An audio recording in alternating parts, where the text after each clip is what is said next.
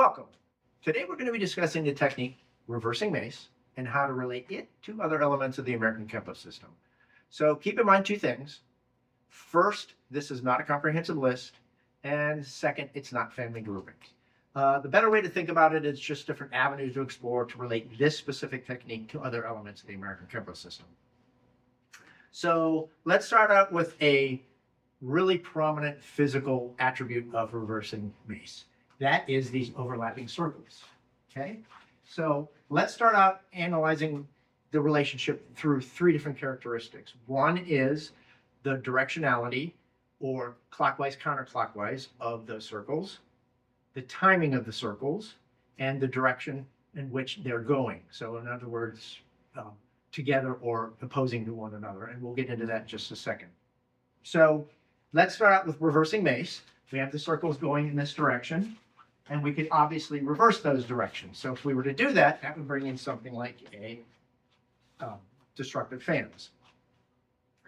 Now, let's try and reverse that one more time. And if we were to do that, we would get reverse circles that go this direction. Okay, so if we apply those to techniques, that would bring something like a Gormley sacrifice or something like a hoping wings. Okay, so that's enough of directionality. Let's move into the timing of the technique. Up to now, we've been doing all these at the same time, but we could delay timing of the two and stagger them a little bit. So that would bring in something like protecting fans or even a circling fan.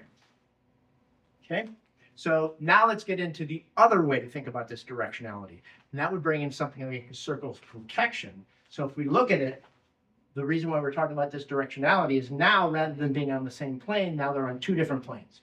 One on the front to back plane and one on the side to side plane. So now the directionality is no longer on the exact same plane. So if you want to get more relationships into reversing mace, a good place to do that would be form 4. So the interesting thing about form 4 is two things. One, the major theme of the form is the overlapping circle, or also known as the figure 8 pattern. And two, reversing mace isn't even in form 4, but it is a good place in which to start this analysis of overlapping circles. Okay, so let's move on to a completely different way to relate this technique to other elements. And let's do it through readiness and how we have to change things up based upon ready or non-ready. So let's start out reversing mace again. We are ready for this situation, and we do our overlapping circles to hit this opponent, right? So but what if we weren't ready? What do we have to do differently? So in this case, we have two different options. In this case, we would step forward and have something like a circling destruction, where we're still doing those overlapping circles, but now we have to use more of a line rather than a circular motion, okay? But that's stepping forward.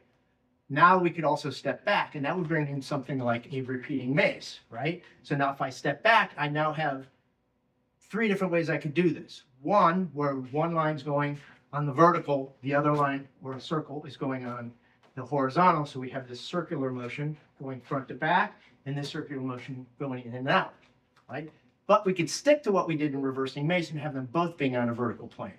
And that gives us two more options. One, for repeating mace, would be rear hand, front hand, or front hand alone. Okay, so that gives us the three options that we have for repeating mace. Okay, so let's review how we related this technique to other techniques and other elements of the American Kenpo system. One is through readiness versus non-readiness, and the other one is through overlapping circles. Hope this video helps you understand the American Kenpo system just a little bit better. Thank you very much.